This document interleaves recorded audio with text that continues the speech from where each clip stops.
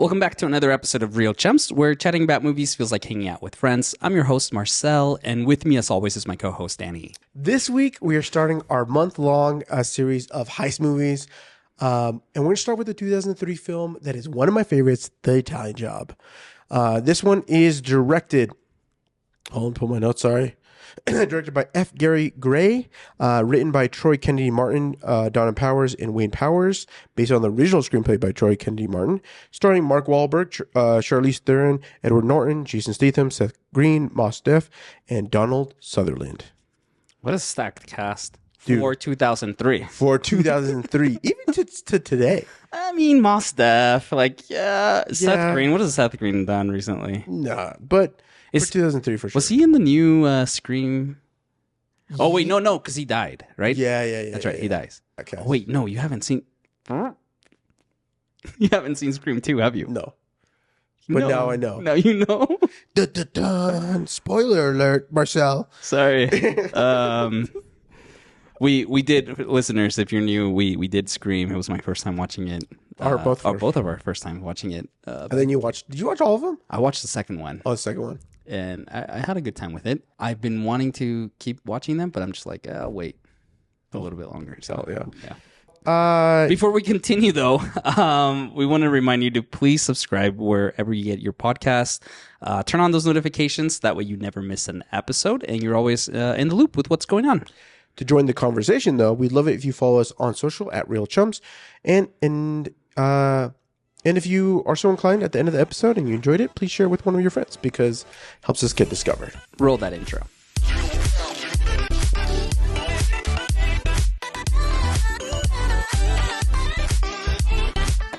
All right, we're back. And look, question of the day. All right.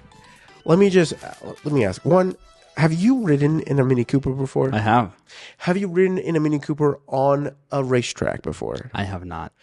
Me neither. And every single time I watch this movie, all I can think about is I really want to be in a Mini Cooper on a racetrack. On a raracetrack. It just feels like the thing to do. Have you ridden a Mini Cooper? I have ridden in a Mini Cooper. In fact, there was a time where I was really close to trying to get to buy one. I still want one. I still actually... I know they sometimes get like... A bad rap. But like... There's something about it. I did a video series. You can catch it on my YouTube channel, my personal one. I'll leave a link in the description with the UVU race team. And when I did this series, we went to Laguna Seca, popular, famous race series in California or a racetrack. And right after our series, the Mini Cooper series. Oh, really? What's happening? They have a whole thing. So I had a couple of interesting notes on the Mini Cooper, because why not? Note number one, the original Mini Coopers were a death trap. Dude, those things were not safe at all. So the very first Mini Cooper in 1959 didn't come with radio. The designer, Alec Isigonis, believes it was unnecessary extravagance. The pocket in the classic Mini Cooper's door weren't meant for maps, but for the bottles of gin and tonic, a nod to the social scene of the era. Interesting. Yeah. That's cool. Also, so the man behind the Mini, Alec Isigonis, was knighted by Queen Elizabeth II about a decade after the car's release. The record for most people crammed into a Mini Cooper is 28. It was by a group of gymnasts in 2014. Wow.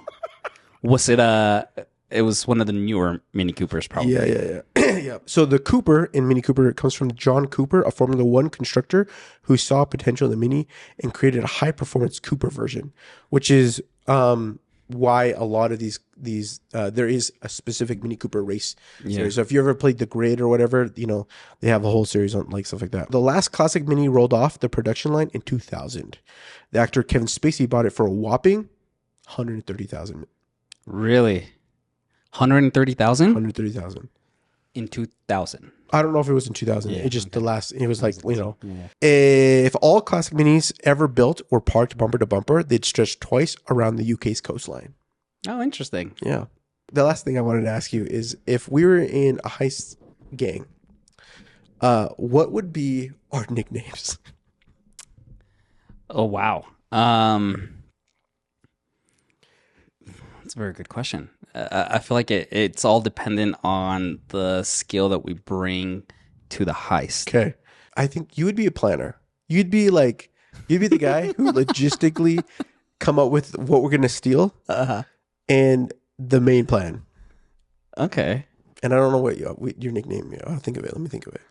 And you would be the tech guy. I'd be the tech guy. Yeah, you would be the tech guy. Yeah.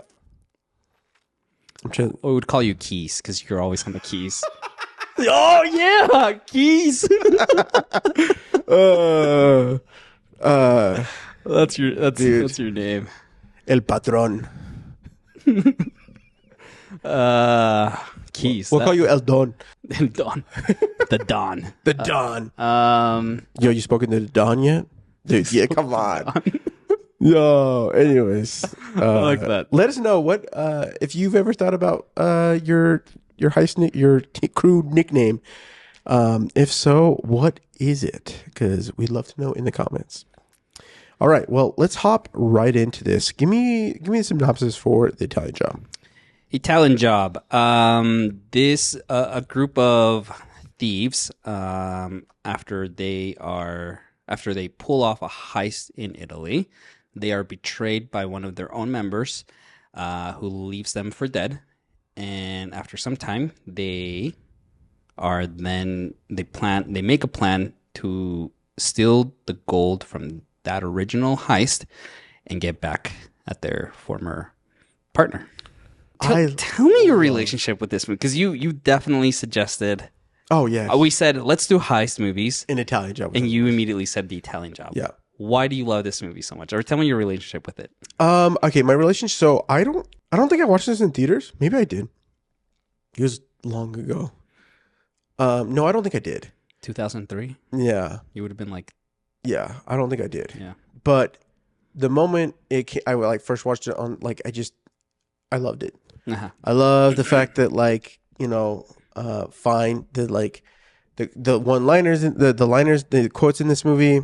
I love the Mini Cooper. It started my love for team movie, ensemble movies. Uh-huh. I like Charlize Theron, Babe. I love. I don't know. It's just there's something about I think now my relation's always been there is something about the thrill of the bad guy's perspective for films. Oh, okay. And particularly because heist movies have different characters, and each heist movie we really should devise the Real Chums rules for heist movies. Okay. Uh-huh. Like we do for rom-coms, because I do think we could find the beats that are necessary to make a really great heist film. But this is just really great. I mean, I love, each of the characters have quirky names. All right. The Napster, Handsome Rob, we have Left Ear, these are things that that are wonderful. Uh-huh. All right. And then I just watched it a lot. Yeah. I've watched this movie probably upwards of maybe 20 times. Okay. So it's been. Oh wow. Yeah. I've watched it quite a few times. So there's that. It's a 20-year-old movie now. It is a 20-year-old movie. Okay. So my relationship with this, I didn't see this when it came out. This is one of those movies. There's a handful of movie trailers that I remember what theater I was at, what showing, my experience of it, and I'm just whatever, right? One of those is Lord of the Rings, right? Yeah. I remember I went to go see Rush Hour 2, and it was with my buddy Brian, and the trailer for shout out to you, Brian. the trailer for Lord of the Rings came, and I was just mind blown. Okay, yeah. Fellowship of the Ring. This one, I remember seeing the trailer for it and being so upset. Because it told you, right, that Edward Norton betrays them. Yeah. And I just remember being why? I remember being a 12-year-old kid and just being so angry about that. And that trailer, I think for the longest time made me be I've already seen it. I've already seen this movie. They spoiled the big reveal. And the motivating incident that pushes this movie forward. I think that can we start there? Let's start with The Italian Job. Okay. I love that this movie, you already know how this whole movie is going to be. Yeah. But I don't care. I think it's because the ridiculousness is that like the heist that they do in Venice, yeah, that is the Italian Job, is the demise of the backstabbing traitor to get their gold. Yes, and I love it. Yeah, no, definitely. I think, but for me, like that first time I saw that trailer, I was just angry. Yeah, I was like, whatever. That. I don't want to see this now. I don't want to watch the movie. There's nothing good in it. I already know. I was a moody 12-year-old going through puberty, right? So, but then, so I didn't see this in theaters, and I think this is actually my first time seeing it from start. In one viewing from start to finish. Because it played a lot. It played a lot. It was like always like on TBS or TNT, right? I'm telling you, that's probably why I'm like, I maybe in like total beginning to end, I probably watched it probably 12 times. Yeah. Maybe a little bit less. No, but honestly, I don't know. I've seen this quite a bit. Like I had it on my video iPod. Oh, okay. So I watch it during calc prep, so anyways. So I think like for me, like I've seen it in bits and pieces, all of it. Yeah. But this is my first time like actually like sitting down. I'm like, all right. Your first time watching it from beginning to end? Yes. But I've seen this. I know. But like I knew all the beats. Yeah. Because I've sat down and watched this at least maybe like 10, 12 times. Right. And I've pieced it all together. And then yeah. But, okay. So first time watching it like beginning to end. Give me your. Yeah, I mean it's the same experience that I do like this movie, and I will say this, it's still really good for like a 20-year-old movie, dude. So this movie was super practically shot. Yes, and that's why it still resonates so well. And I think that really what it is. In fact, most of the crew actually learned how to ride or learned how to drive. Yep. The Mini Coopers in like the street. Charlize Theron apparently was like the best. She was the best, and she in fact she like was so good and it was like so hyped about it that she didn't get like 4 tickets during the shooting of like filming of this film. Anyways, no, I just it holds up so well, and I think that's part of the other reason. Like you said, it is the other level that like. I don't feel like, it's not dated. It's just like, no, this is a good movie. No, it's a very good movie. Yeah. Which I watched the original one. We were gonna do like a comparison because I've never seen the original one and I really wanted to like watch it and then kind of do a comparison because I love this one so much. Mm-hmm. I'm a little bit, but you tell me a little bit about what you loved. The same aspect. I mean, it's 1969, right? Yeah. So like the practical effects of it, there were times where I'm like, oh, this is really good. Like wow, this hits really well. And we talked recently about Grease, right? And the drag scene, right? Which was atrocious, just horrible. And wouldn't that come out in 1971? I think is what we said. Yeah. And I was just like, why didn't we look at this perfect example of a movie, right? That shows like, and it was probably budget, but no, it's really good. And the fact that like.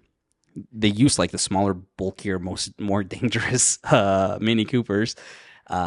It felt there's a rush. I think for me, and we'll talk about this. I think I like the original more, but the better action movie is the remake, the 2003 one. I think it's a better action movie. Why did you? So we'll talk about this in another episode when we watch it. But what was like one thing what is the thing that you felt like that made you enjoy the original one?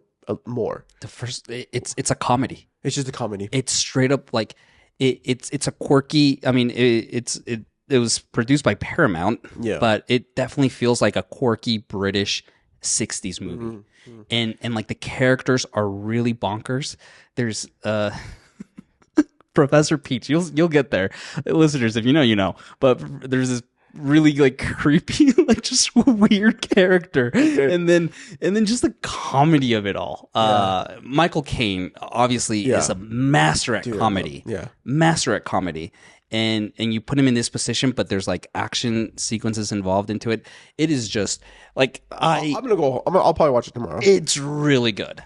I couldn't get to it. But this remake, and I think this is why like both of them really still hold up really well because of the practical use of it all.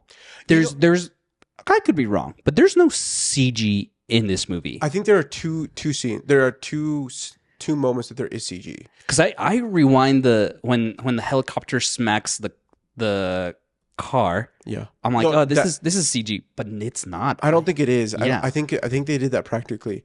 One of the scenes is CG that is in that end sequence. Okay. I just can't remember what it was.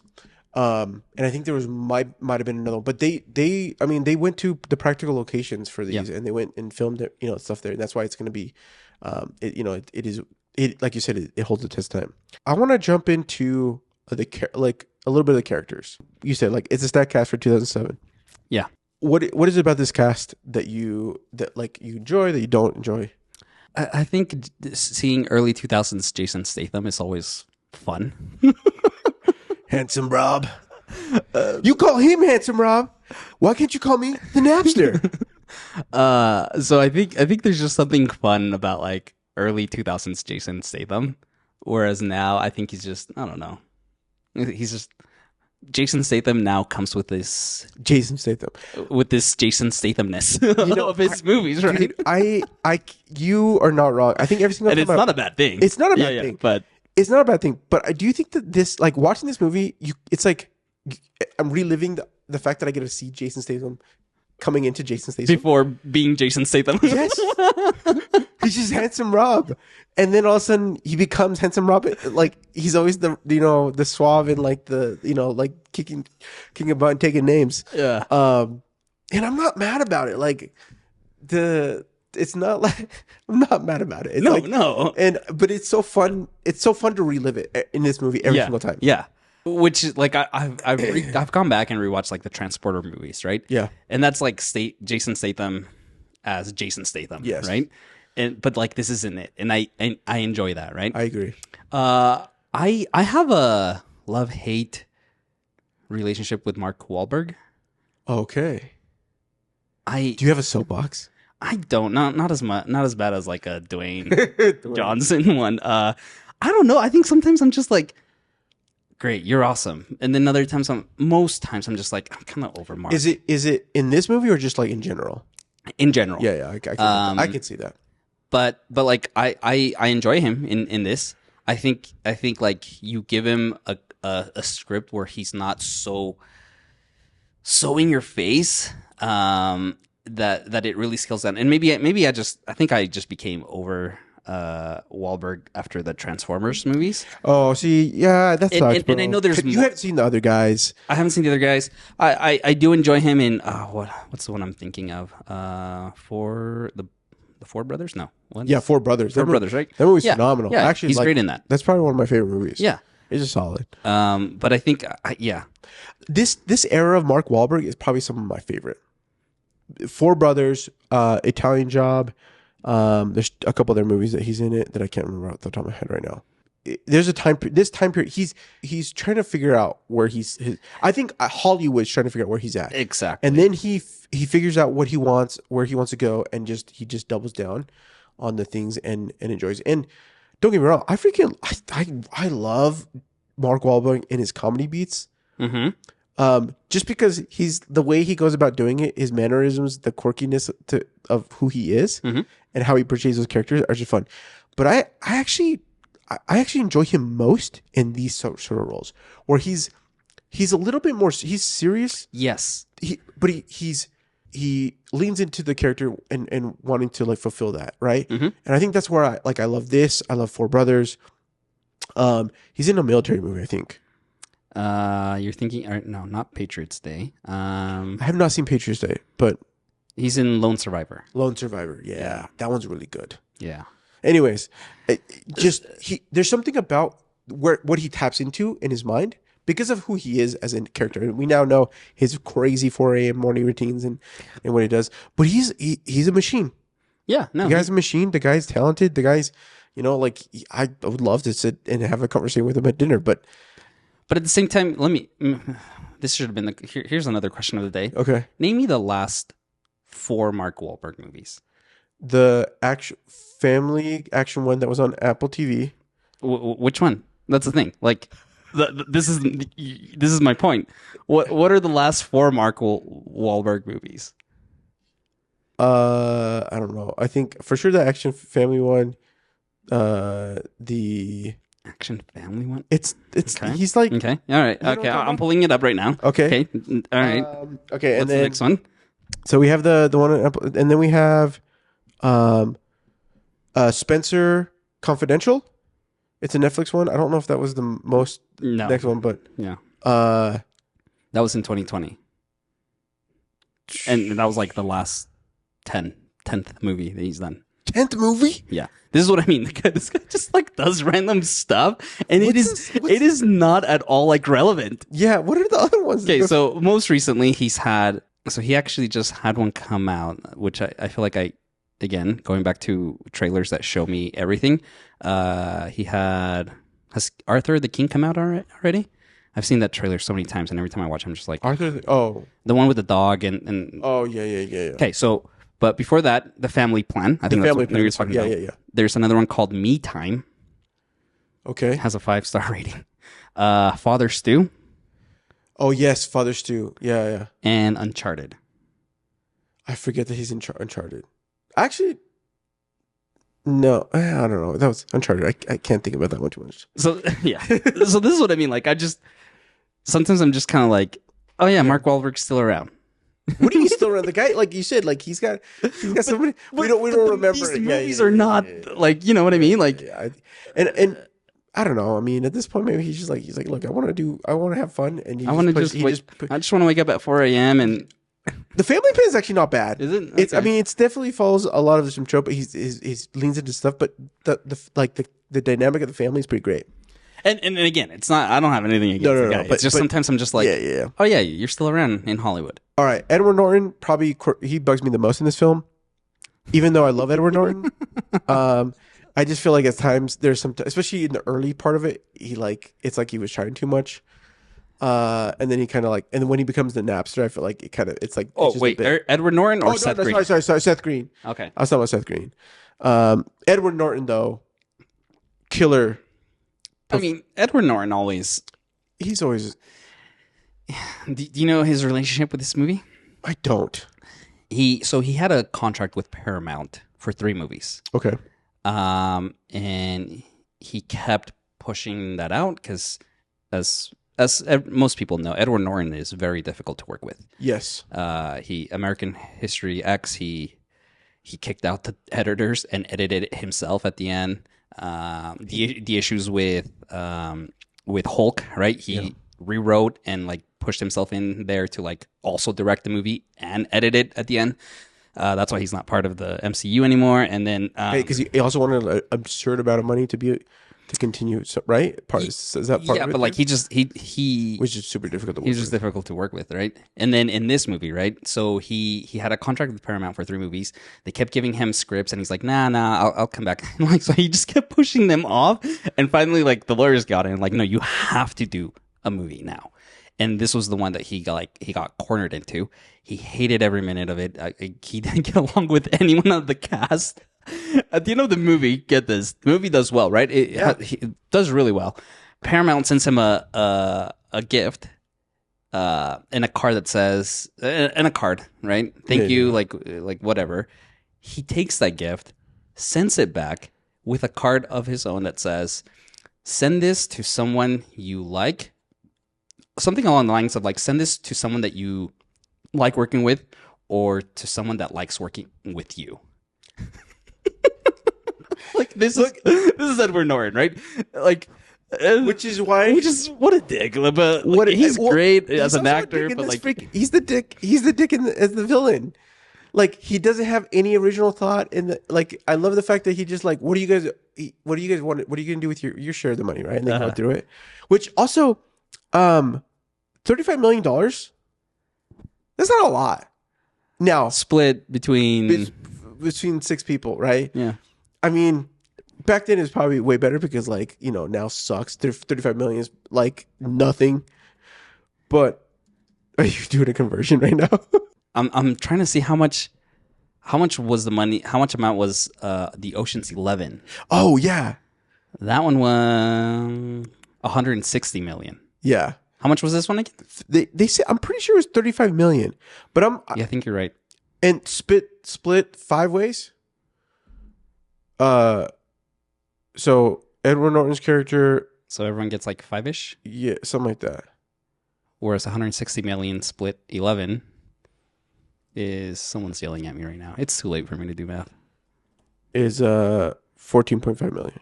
Yeah, I'd rather be on the Oceans. Yeah. That was one thing when we recorded that. I was like, what? In the original, the 1969 one, it's 4 million. When they announced like $4 million, everyone's like, whoa. Well, but I mean, that's the thing. It's like money, like freaking. Yeah. It just goes to tell you how much. I mean, a house nowadays, you have to have $500,000 to even buy a house. Yeah. Minimum. Okay. Minimum. All right. Great cast. And Charlize Theron, always great. Always great. Always great. So good. And I've really loved. I love seeing the fact that she's come into her own as a powerful female action star. Mm-hmm. In fact, I'm pretty sure The Old Guard, which is honestly one of my favorite films, she's in that one. Am I crazy? Or that's like that's a yeah, it is Old Guard. Okay, I was like, man, my brain just thought I'd put it into him. Anyways, I really liked that film. It was really great. I need to finish it, and I'm excited for her to be able to hop into that. I'm still upset that they're making a Mad Furiosa movie. Yeah, that's a prequel. Yeah, but I wanted to see more of Charlize Theron as Furiosa. Yeah, but it's all right. It's fine. Yeah, no, I don't know. She's great. Let's talk about some of the sequences. Or do you have some? Yeah. What do you want? In addition to that, some of the sequences. So one of my favorite things about any heist movie is introducing your characters and their skills, right? Yes. It's interesting how this movie does it. Yeah, yes. And I want to talk about whether you like it or not, what works, what doesn't work in it. We aren't introduced we're introduced to everyone in the opening heist, right? We're not told like this is why Handsome Rob is what we need him for, Napster what we need him for. No, we're just seeing everyone in their element going. Right? Yes. We do get glimpses of Bridger talking about how great Mark Wahlberg, I forget his name. What's the Mark Wahlberg's character's name? Charlie. Yeah. How great Charlie is at planning and overseeing everything. Like this is why it was successful, right? But it isn't until like another 20 minutes later, once we've gathered everyone back again, and Stella is being introduced to everyone. This is why we have Rob. This is why we have Lyle or Napster, right? Yeah. And it's an interesting take in how they introduce us. They don't they give us some like flashbacks, but it's flashbacks to them just being like Handsome Rob being chased down. Yeah. Or just like how he he got the nickname. Yeah. Right? Or Left Ear. Yeah. Like we're told why he's called Left Ear. Yeah. And he's the demolition guy, but the flashback is not him doing a job, rather him as how he got his nickname. It's such a unique take. And again, going back to like an Ocean's 11, right? Right. Where we're going out and bringing the team together, and this is why we need this character, and this is why we need this skill set, and we're being shown why we need them in that setting. Right. This does it very differently. This is one of the things I actually noted the most. I was like, oh man, this is not actually a heist movie. This is a revenge movie. A revenge movie. With heists. With heist, yes. And I think that's why I love it as a heist movie. Yeah.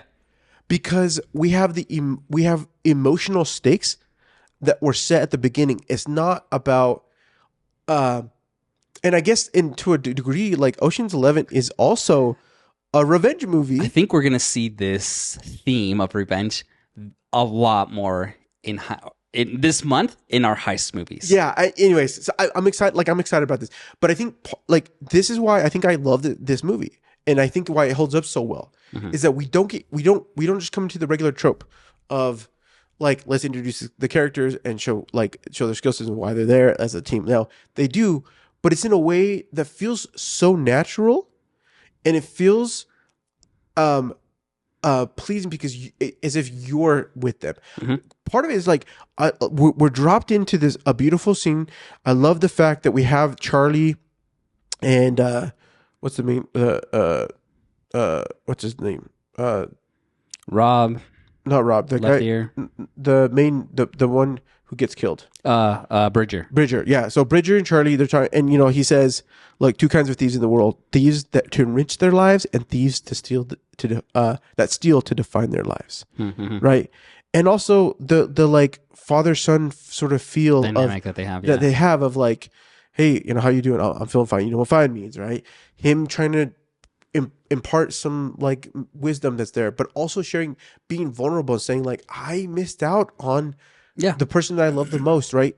These things that really set a specific tone. But then you have this awesome like sequence with the music, the cutting, the like, and the prepping of the actual heist that we're dropped right in. Yeah.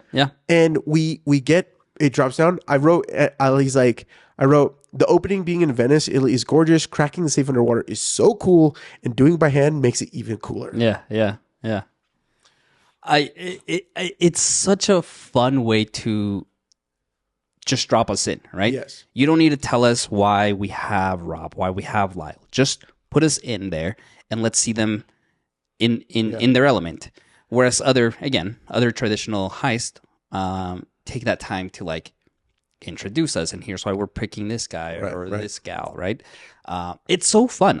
I really enjoyed that element, and I think this time it stood out a lot more to me because it's like, oh, okay, we're kind of taking a twist on the heist element of movies, right? So going into that fact, like I said, like that opening scene was really magnificent in the sense that it just was cool. It was great. What I even love most is the fact that we come back and they prep a whole heist. They break it down. They do all the prep work for it.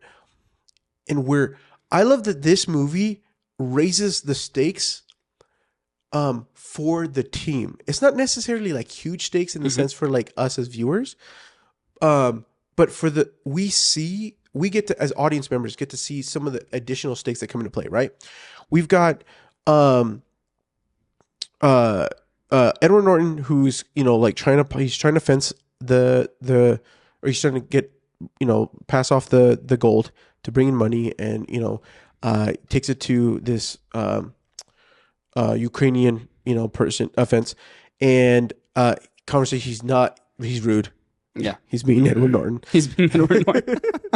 But then the fact that he kills him, raises the stakes not only for Edward, but for the team. Yes. And this time around, I recognize that's, I think, part of the reason why I love this film, because we get the planning, we get this sort of stuff, and it's great, but also we get this emotional external stress that raises the stakes for our characters that we love. Yes. Right. And in addition to that, not only did we, like you mentioned, see the planning, see how it's all going to work out, we as an audience understand that. You add this element of the Ukrainian mafia, and then on top of that, Edward Norton finds out, and now that plan that we as an audience are familiar with, we throw that out the window. And now there's a ticking time bomb because he knows that. He knows that, and now they have to shift. Yeah. Right? They have to pivot to a whole other plan. So good.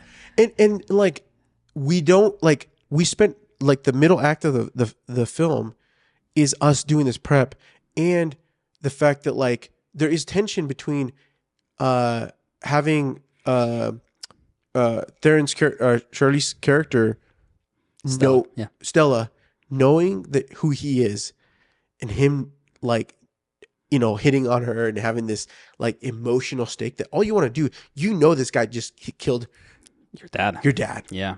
Right. It just, there's the layers of tension that are played in this movie is beautiful. And I truly appreciate it. And like you said, I just love that raising of the stakes of those two moments that then cause the team to have to be under pressure that we then don't and like I said at the beginning or earlier, is that like I love that we know that the Italian job is how we're gonna do the job, right? Mm-hmm. But it's the fact that how they have to pivot to then go do this thing is some of the best sequences I think in part of this movie, and like I just love like there's a scene when they're like trying to finalize the prep. They're in the underground the subway system in Hollywood. He's left ear stops and he's like Mark's like, you okay?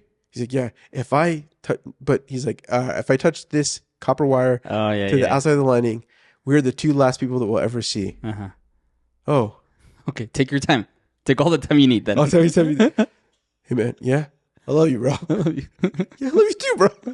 It's just like this fun moment. You're not even up close with them. You're like a little bit further back. They're just kind of hanging there. There's something about that that's like this small mode of like just reprieve. Yeah. In the middle of this big heist that they're like planning for. Because like we also know the gold, according, has been only 3 bricks are left, mm-hmm. right? And so it's not necessarily about the money; it's just about freaking sticking it to him. Yeah, right. And so like I don't know, just so good.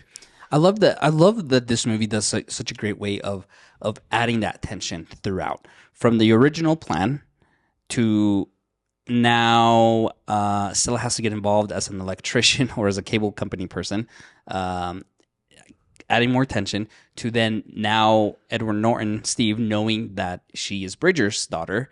And then it just keeps adding more and more and more attention. I think it is so crucial in any heist movie to add elements of tension. Not overdo it, but to like give us payoffs and then add more tension. And then again, by now Edward Norton knowing that they're coming and they're getting ready to do it all, and now there's 3 armored trucks rather than just one. It's so good. And I think one day we'll get to Ocean's 8. Yeah. I think I have 2 issues with Ocean's 8. And one of the issues is that the movie doesn't do a good job at adding tension. Yeah, I would agree with that. Right? Yep. But this movie does that so well by adding a new plan, by having the team having to pivot and now execute on a whole new plan. I forget that happens, and I just, every time I watch it, I absolutely love it. And I think that's as I was like watching this movie, I'm like, this is why I love it. I love that we're layering the tension with some relief, and also that feel like how are things gonna play out? Like, even though, like I said, like this is, who knows how many times I've watched this movie. I always enjoy the reveal at the end. Yeah. Of Edward Norton's open up he's trying to get into the train car, mm-hmm. and getting stuck and realizing, dang it. Yeah. And having Mark, Charlie's character, coming out with his roller bag of money to hand off to the Ukrainians. Dude, it's so good. I forget about that about the Ukrainians every now and then. And the Ukrainian character, he's played in a Ukrainian kind of mob boss and a couple other, or at least I just think he's great. Yeah. I remember him from Home Alone 3. That horrible movie. The horrible movie, but it's fun. Yeah. It's so good, so good. I want to talk a little bit about. Do you? I know people criticize the movie because it's the Italian Job, but the Italian Job, like, the movie doesn't take place in Italy and it's in LA. Like, the connection there. I was one of those people who, the first time I saw it as a kid, I'm like, wait, why is this Italian Job? Like, we spent 10 minutes in Italy, and then right now we're in LA. Do I fall in that camp? Yeah. I don't anymore. So I know I've never fallen in that camp. Okay. Yeah. And I think at some point I realized it's like, as I fell more in love with heist movies, heist movies, like what I love about heist movies is that there's always these interesting stories that we don't know about because people mention jobs.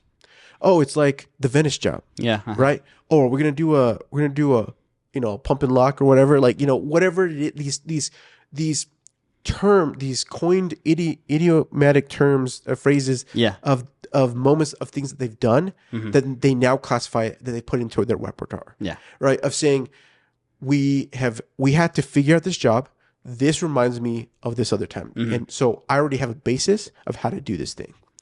And I think there's something about that I love. And I think I can understand why some people might feel that way, because it's like, it's about doing that job. But as we, talked about, this is not a heist movie. This is a revenge movie that is just a heist that have, there are thieves, right? That they reference that Italian job they did at the beginning. And, But I love that. That's why, we know that what they did in the Italian job. They opened the movie with this thing, right? So we're hot dropped in. We have this experience. It's awesome. It's cool. It's fun. We then have inciting incidents. The Bridger gets killed. The team is tragically mourned. We have a year later, and now they want revenge. And the beauty of it is that, like, in order to get what they want with the stakes they have to do the exact same job that they did that set everything in motion. It's a poetic thing. Yeah. That's there. So I don't know. That's my 2 cents. I think now that I watched the original, okay? Yes, as a kid, I was like, oh, it's not even in Italy, whatever. Yeah. And then I outgrew that, but then now that I watched the original, I'm like, this is nothing like the original Italian job, right?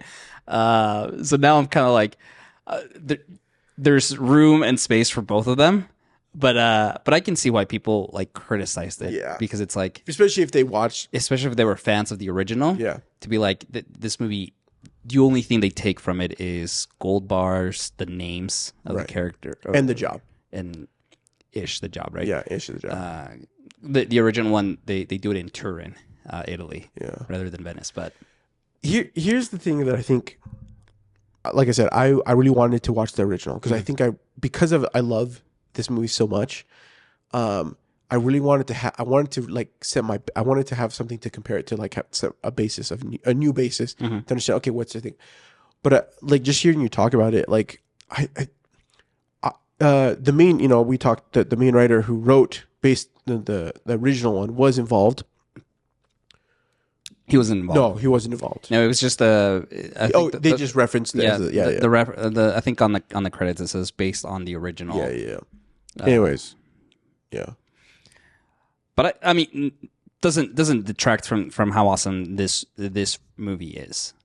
I think the reason why I wanted to watch the movie together is because I wanted to know, like, what is it felt. And honestly, I haven't watched it, but I think I appreciate that they decided to go with a different tone and a different feel. And it's not like they weren't trying to just do the same thing. They said, okay, what was good here?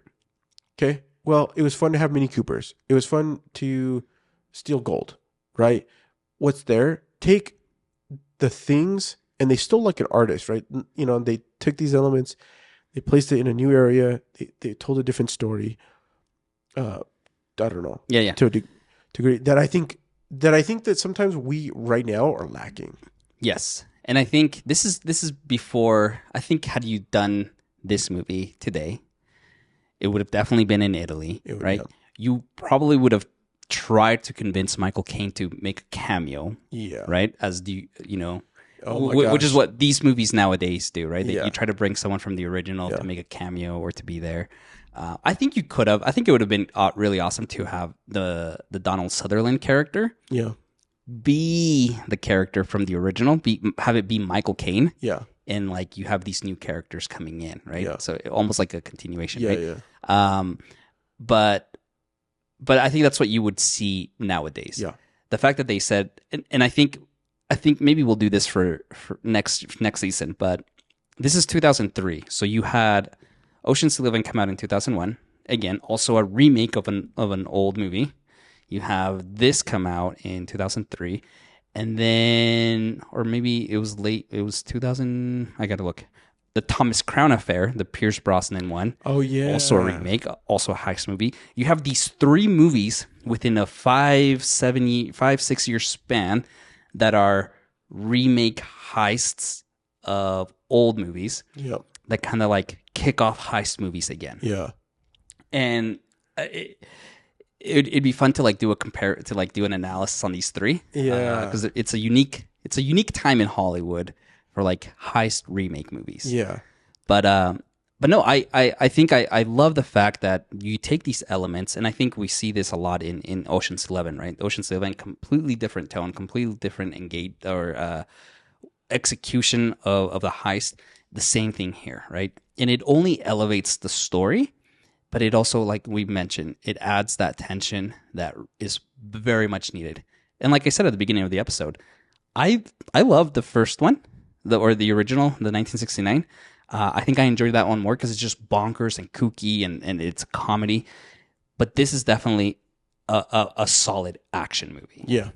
And I love it because of it. One thing that I didn't realize that apparently they had wrote the Brazilian Job as like a sequel.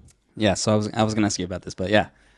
And they brought it back for Fast 5 as like some of this, like some of the premise of it, and they adapted it for that franchise. Would you want a sequel to this? So because I didn't know about this, and when I was doing a little bit of research, right, and I found out, I'm glad they didn't do a sequel. Why? I think part of it is that like they probably would have continued. It could have ended up becoming the Fast and Furious, and then they wanted to keep making it. And I also just think that like, because it wasn't necessarily about the heist. There was an emotional driving force. Yeah. That to push this movie along, I think it would have flopped. It would have not landed as effectively, to a degree. I mean, they could have brought in some other story to help make that happen. And so to me, it's just like it's just a good movie.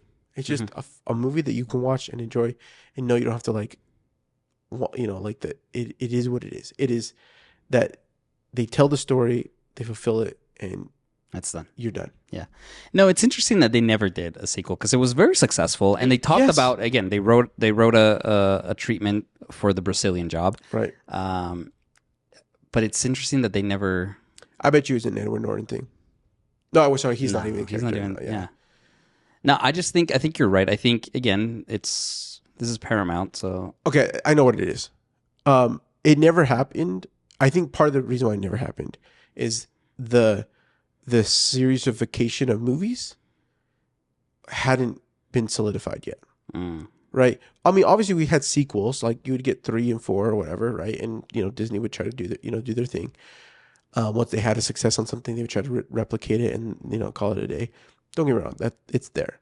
But the idea of ensuring that we continue to do something, I think we get that with Ocean. We start to see that with Ocean. Yeah.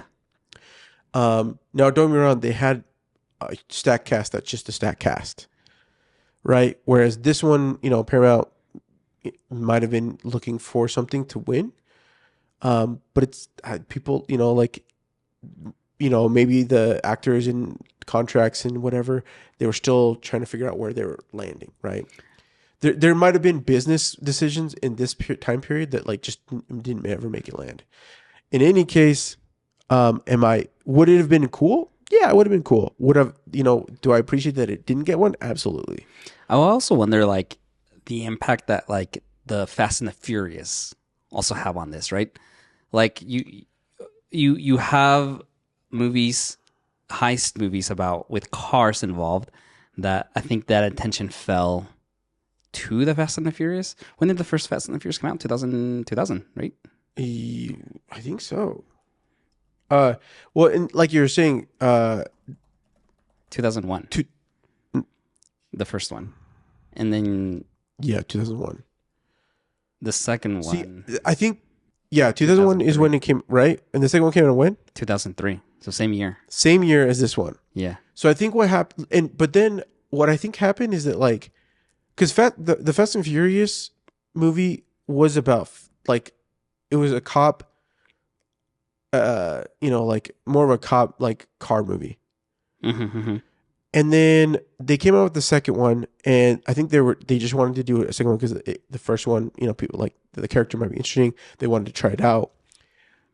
It wasn't until when they came back after Tokyo Drift. I think that some of I do think that the Italian Job and it getting syndicated and getting played all the time, maybe also like having individuals, and we have Need for Speed like on the PlayStation, like those things play into effect on why Fast and Furious, I think, won out in the sense of like, what can we do with that franchise?